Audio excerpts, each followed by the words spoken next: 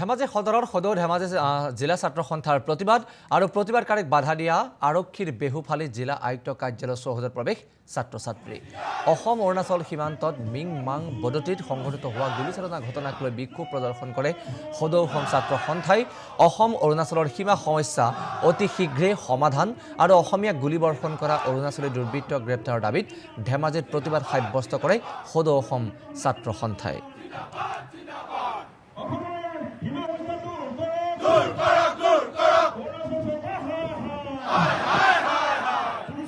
আগষ্ট তাৰিখে ধেমাজি জিলাৰ গোগামুখ ৰাজহ চক্ৰৰ অধীনৰ মিংমাং বদতি অঞ্চলৰ প্ৰায় 11জনকৈ লোকক অৰুণাচলী দুষ্কৃতিকাৰীয়ে তেওঁলোকে মৰ্মমভাৱে গুলীবিদ্ধ কৰিছে।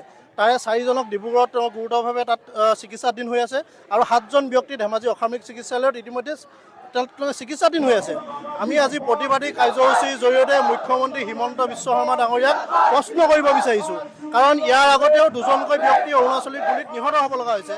আমি মুখ্যমন্ত্ৰী হিমন্ত বিশ্ব শৰ্মা ডাঙৰীয়াক প্ৰশ্ন কৰিব বিচাৰিছোঁ, আৰু কিমানজন অসমীয়াক হত্যা কৰিলে আৰু কিমানজন অসমীয়াক গুলীবিদ্ধ কৰিলে, কিমান অসমীয়াৰ ঘৰ দুৱাৰ ভাঙিলে এই সীমা সমস্যা সমাধান কৰিব। কাৰণ অসম অৰুণাচলৰ সীমা সমস্যা এক দীৰ্ঘদিনীয়া সীমা সমস্যা। এই সীমা সমস্যা সমাধান কৰাত প্ৰতিখন চৰকাৰে বিফল হৈছে। এতিয়া কেন্দ্ৰত বিজেপি চৰকাৰ আছে, অসমত বিজেপি চৰকাৰ আছে, অৰুণাচলত বিজেপি চৰকাৰ আছে, তথাপিতো কিন্তু এই দীৰ্ঘদিনীয়া যি সীমা সমস্যা আছে এই সীমা সমস্যাটো সমাধান কৰাত চূড়ান্তভাৱে বিফল হৈছে। এই হিমন্ত বিশ্ব শৰ্মা নেতৃত্বাধীন চৰকাৰখন চূড়ান্তভাৱে বিফল হৈছে আৰু এইখন চৰকাৰ ধেমাজি সদৰৰ সদৌ ধেমাজি জিলা ছাত্ৰ সন্থাৰ প্ৰতিবাদ আৰু প্ৰতিবাদকাৰীক বাধা দিয়া আৰক্ষীৰ বেহুফালি জিলা আয়ুক্ত কাৰ্যালয় চৌহদত প্ৰৱেশ ছাত্ৰ-ছাত্ৰী অসম অৰুণাচল সীমান্তত মিং মাং বদতিত সংঘটিত হোৱা গুলীচালনা ঘটনাক লৈ বিক্ষোভ প্ৰদৰ্শন কৰে সদৌ অসম ছাত্ৰ সন্থাই অসম অৰুণাচলৰ সীমা সমস্যা অতি শীঘ্ৰে সমাধান আৰু অসমীয়া গুলীবৰ্ষণ কৰা অৰুণাচলী দুৰ্বৃত্ত গ্ৰেপ্তাৰৰ দাবীত ধেমাজিত প্ৰতিবাদ সাব্যস্ত কৰে সদৌ অসম ছাত্ৰ সন্থাই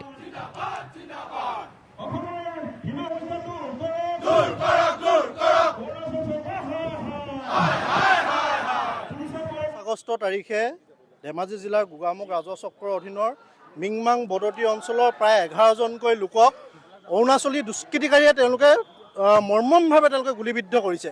তাৰে 4জনক ডিব্ৰুগড়ত তেওঁলোক গুৰুতৰভাৱে তাত চিকিৎসাধীন হৈ আছে আৰু 7জন ব্যক্তি ধেমাজি অসামৰিক চিকিৎসালয়ত ইতিমধ্যে তেওঁলোকে চিকিৎসাধীন হৈ আছে। আমি আজি প্ৰতিবাদী কাৰ্যসূচীৰ জৰিয়তে মুখ্যমন্ত্ৰী হিমন্ত বিশ্ব শৰ্মা ডাঙৰীয়াক প্ৰশ্ন কৰিব বিচাৰিছোঁ, কাৰণ ইয়াৰ আগতেও 2জনকৈ ব্যক্তি অৰুণাচলীৰ গুলীত নিহত হ'ব লগা হৈছে। আমি মুখ্যমন্ত্ৰী হিমন্ত বিশ্ব শৰ্মা ডাঙৰীয়াক প্ৰশ্ন কৰিব বিচাৰিছোঁ, আৰু কিমানজন অসমীয়াক হত্যা কৰিলে আৰু কিমানজন অসমীয়াক গুলীবিদ্ধ কৰিলে, কিমান অসমীয়াৰ ঘৰ দুৱাৰ ভাঙিলে এই সীমা সমস্যা সমাধান কৰিব। কাৰণ অসম অৰুণাচলৰ সীমা সমস্যা এক দীৰ্ঘদিনীয়া সীমা সমস্যা। এই সীমা সমস্যা সমাধান কৰাত প্ৰতিখন চৰকাৰে বিফল হৈছে। এতিয়া কেন্দ্ৰত বিজেপি চৰকাৰ আছে, অসমত বিজেপি চৰকাৰ আছে, অৰুণাচলত বিজেপি চৰকাৰ আছে, তথাপিতো কিন্তু এই দীৰ্ঘদিনীয়া যি সীমা সমস্যা আছে এই সীমা সমস্যাটো সমাধান কৰাত চূড়ান্তভাৱে বিফল হৈছে। এই হিমন্ত বিশ্ব শৰ্মা নেতৃত্বাধীন চৰকাৰখন চূড়ান্তভাৱে বিফল হৈছে আৰু এইখন চৰকাৰ